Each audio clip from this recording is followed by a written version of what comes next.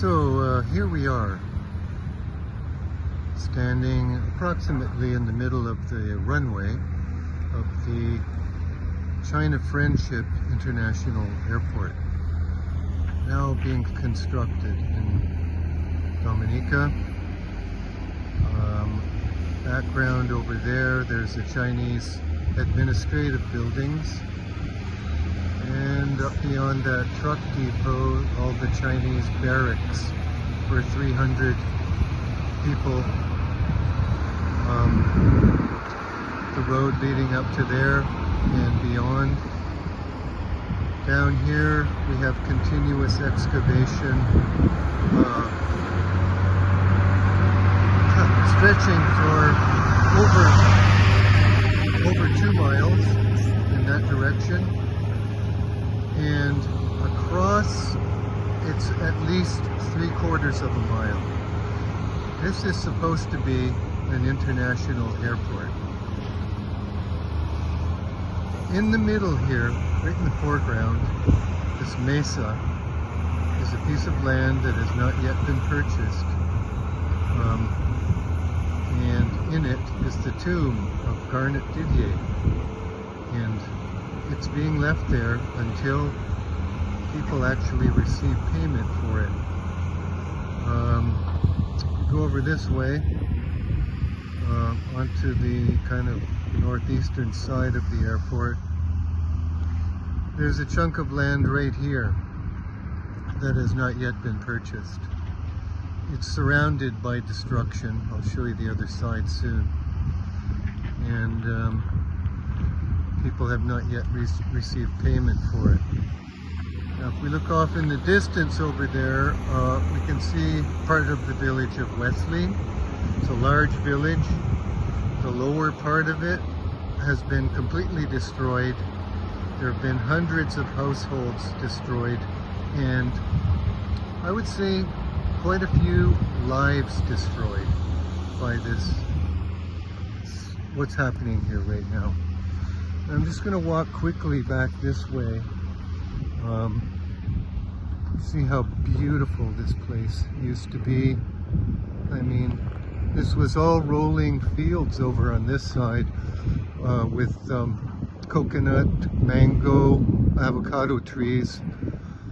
And over on this side, it was all forested. There was a very nice valley down there where that truck is right now, with a river in it, which they're going to cover up with concrete, and it'll be probably about 25 meters below the runway elevation. This runway, by the way, is going to be about 10,000 feet long,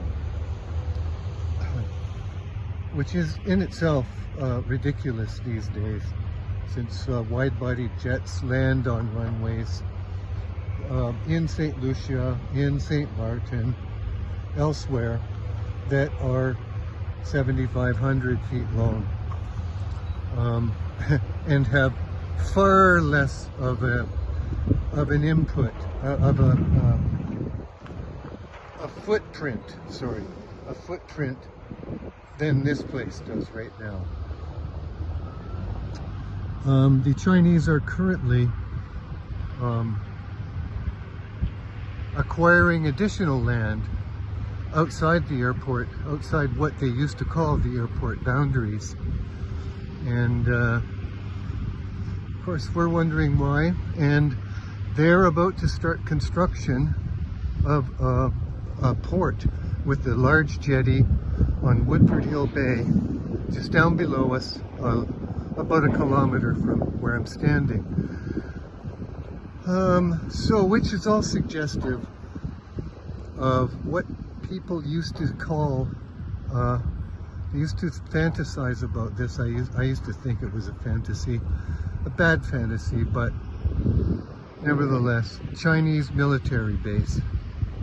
And it's really, like, I used to ridicule that idea, but it's looking more and more and more with each passing day like a Chinese military base.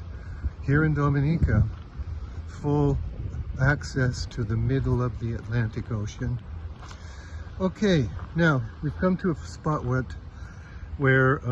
there's in the background is Miguel Lawrence's house. His house was initially outside, well outside by 250 feet of the airport perimeter. And just recently they've changed the perimeter to include the front edge of his property, telling him that his house would also need to be destroyed because it would present an obstacle to incoming aircraft. I must say that this house is 760 feet laterally away from the runway. Now this is ridiculous when you think about other airports like say St. Martin, where wide-body jets land many times a day, and there are houses 200 feet from the runway. Anyway, this little chunk of land right here, right next to Miguel's house, belonged to someone else, and they did not know that their land was going to be excavated like this. They did not receive any payment for this land.